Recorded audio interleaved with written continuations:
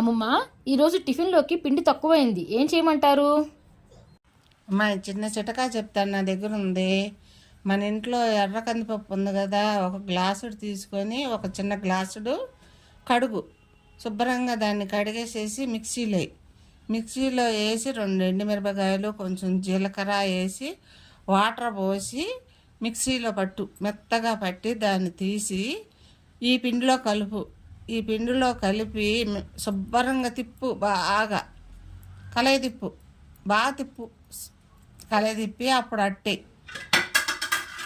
అప్పుడు దోశ వేయి, శుభ్రంగా వస్తుంది, బాగుంటుంది కూడా దోశ. ఆహా, అవునమ్మమ్మ, చాలా బాగా వస్తున్నాయి. వేస్తుంటే బాగా నీట్గా వస్తున్నాయి అండ్ బాగా క్రిస్పీగా కూడా వచ్చాయి అమ్మమ్మ. అవునమ్మా, ఇటువంటి చిటకాలు చిన్న చిన్నవి చాలా ఉన్నాయి నా దగ్గర.